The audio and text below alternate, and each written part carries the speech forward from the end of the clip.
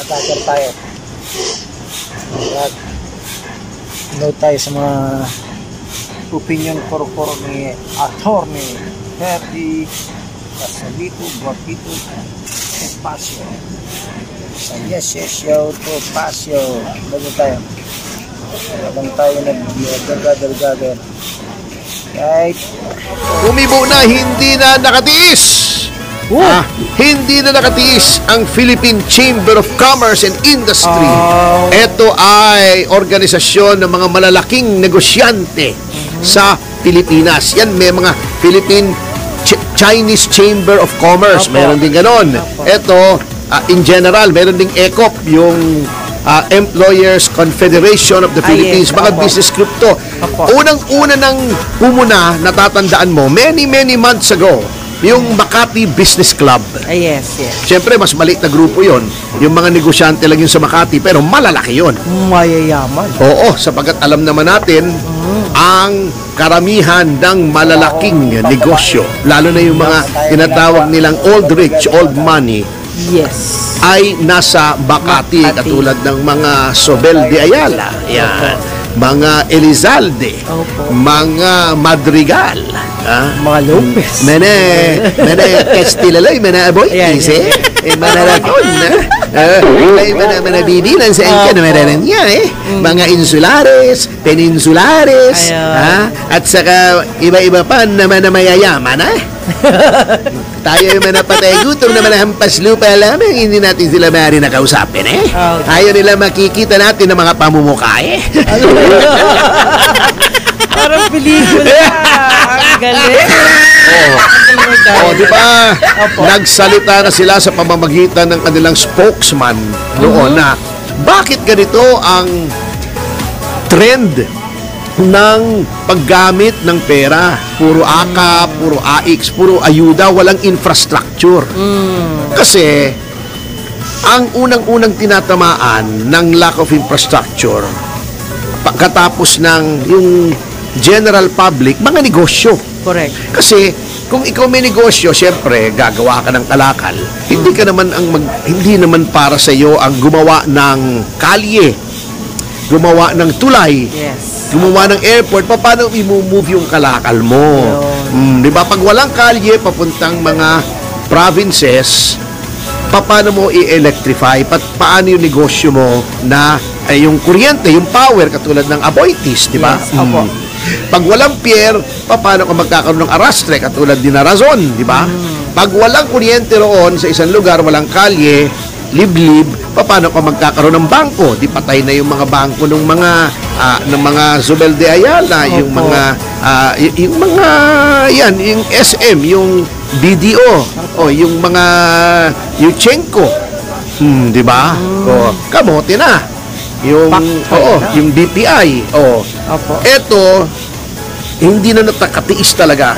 Nagtitimpi na palagay ko matagal na ito. Siyempre, ang mga negosyante, natural yan, Ma'am Jubes. Ayaw nilang nagagalit sa kanila ang pamahalaan. Siyempre, baka ipitin sila. Laging ganun, Oo, laging ganun. Pero, eto, this time, salita na ang PCCI, yung Philippine Chamber of Commerce and Industry, na wala daw transparency at walang consultation sa business sector yung national budget. Actually, siyempre, ang nagseset ng direksyon kung saan ang orientation ng isang administrasyon, yung executive, nagpo-propose siya ng budget, di ba? Yung National Expenditure Program, galing yan sa Pangulo. Kasi siya yung executive Sasabihin niya, pinag-aralan po namin ng Department of Finance, ng NEDA, yan, ng ibang mga grupo tungkol sa development, sa economics ng ating bansa. Etong mga kailangan tulay, kailangan flood control, etc. Ito ang proposal namin. Yan, iisa-isahin yan, hihimayin yan ng lehislatura. Bakit? Dahil ang lehislatura, according to the Constitution, holds the purse strings. Sila ang bantay, ang nagbabantay sa kaba ng bayan.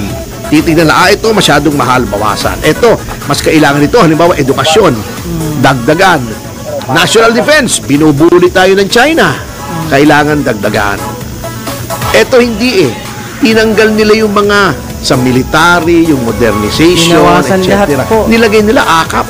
Insertion pa, Kita mo, nagalit itong PCCI, hindi po ako nag-compute nito itong mga negosyante.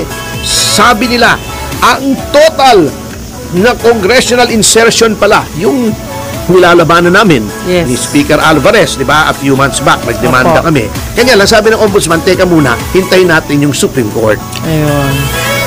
Grabe 797 billion ang isiningit. Ala, Di ba kaya nga sabi ko si Speaker Romualdez pala, mahilig sa singit. Ang daming isiningit Hindi, magsingit. Mahilig sa singit sa budget. Eto sa 797 billion na ito. Alam mo kung magkano ang sa DPWH, kaya ang DPWH ay naging pinakamalaki ang budget, hindi ang education as mandated by the Constitution. Hulaan mo, sa 797, billion din. sa 800, bali 800, round figure. Oh. Alam mo kung magkano nilagay out of 800 billion insertion? 410 billion. Higit nun, sa kalahati ng total insertions. Grabe.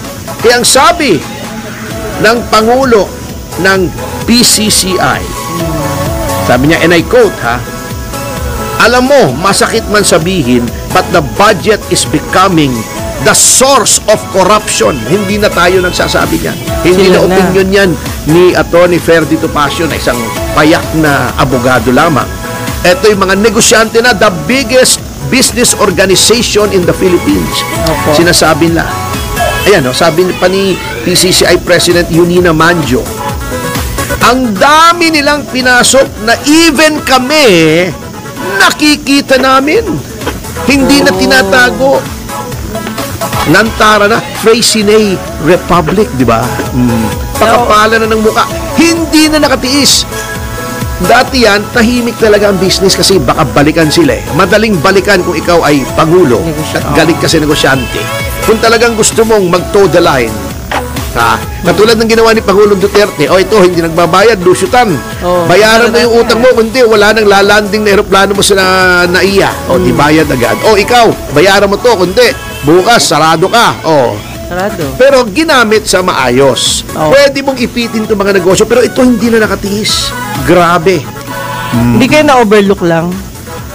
797 million. Kung siguro mga 10 million, 20 million. Pwede. Actually, sinasabi ko nga, dati naman nag-i-insertion. Parang tradisyon na yan. Pero, hindi naman ganito kagrabe. Kanya-kanyang diskarte yan Hinahayaan na nga.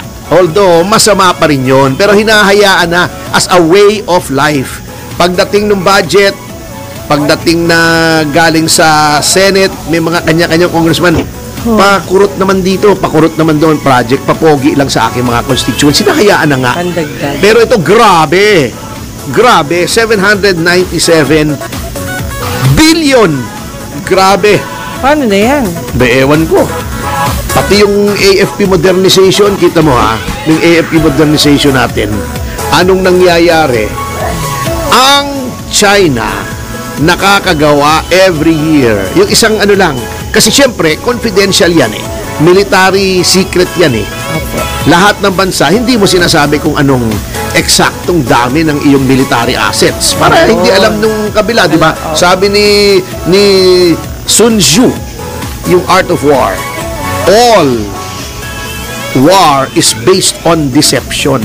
Lahat ng gera, lokohan yan. Hindi mo sasabihin kung nasaan yung mga tao mo, kung anong meron kang armas. Tama. Pero yung isa lamang na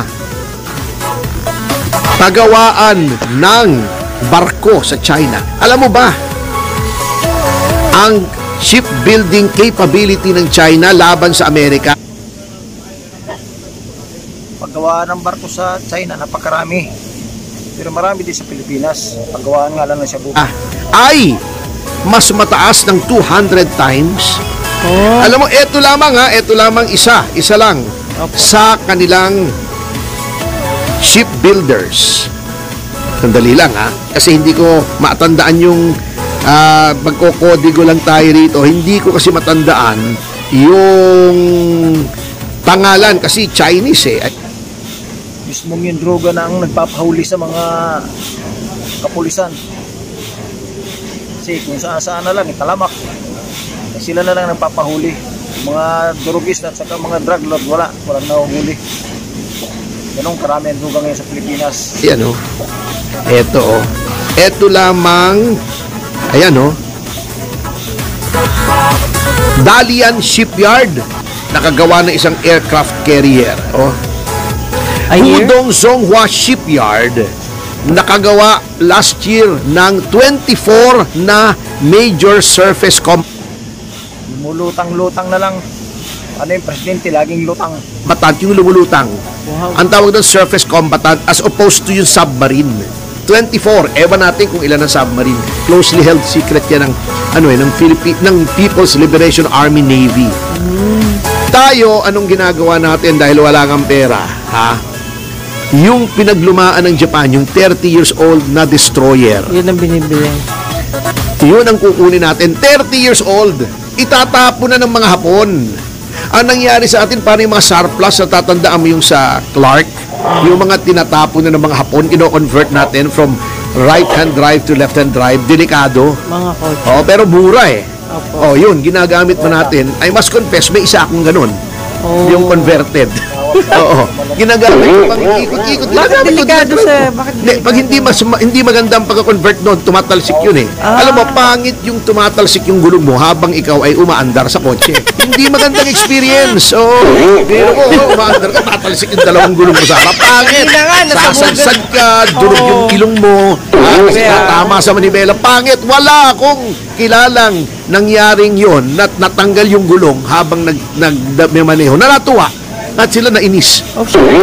Oh, naman talaga. Ito kasi ang classification ng mga barko. Opo. Ayon sa laki. Ang pinakamalaki, well, tanggalin na natin yung aircraft carrier. Siyempre, napakalaki noon. Ang pinakamalaking barko sa Navy, yung battleship. Pero medyo obsolescent na yun eh. Wala na halos na Navy na gumagawa ng battleship. Kasi ang battleship, ano yan eh, yung duelo. Nakikipag-duelo sa kapwa ship niya. Ngayon, hindi na masyadong ganun ang labanan. Hindi na yung kanyunan. Missile na eh. Missile na. So, ang susunod dyan sa battleship ay battle cruiser. Kasi laki rin ng battleship, pero mas light yung armor. Mas hindi makapal yung armor. Hindi katulad ng mga ibang mga kawani ng gobyerno na gusto pa mag-ombudsman. Hindi ganun kakapal to. Battle cruiser. Mga battleship yun. Kapal yun, yung armor. Oo. Para siyang battleship, pero mas mabilis siya kasi mas magaan. Pero mas konti ang armas niya. Then, merong cruiser ang susunod. Mas maliit, mas mabilis. Ang susunod doon, destroyer. Yun ang kinukuha natin. Kasi kukunti destroyer natin eh. Pero itong destroyer na to, unang-una luma. Pangalawa, maliit. May mga malimit na yung talagang full-size destroyer. May helipad para supplies, pag anti-submarine. Etong anim na to, walang helipad. Ibig sabihin, hindi lilipad. Walang helipad, walang lipad. Maliit eh. Nakita ko sa net, lumutang yung galing sa dagat, yung kotse, lumabas. Yung ba possible pa yun? Yung mga ganong klase? Merong ganon, pero pang James Bond lang yun eh. Hindi nakakita ko. Ewan ko Hindi, meron talaga noon, pero hindi naman pwedeng panggera yun eh. Hindi pa. Oo. Ang susunod sa destroyer ay frigate. Yun, medyo marami-rami tayo noon. Okay. Then, corvette. Yun ang pinakamaliit. Then, patrol craft. Yun, marami tayo. Yung mga maliliit na yan. Then, ang pinakamaliit, yung fast attack.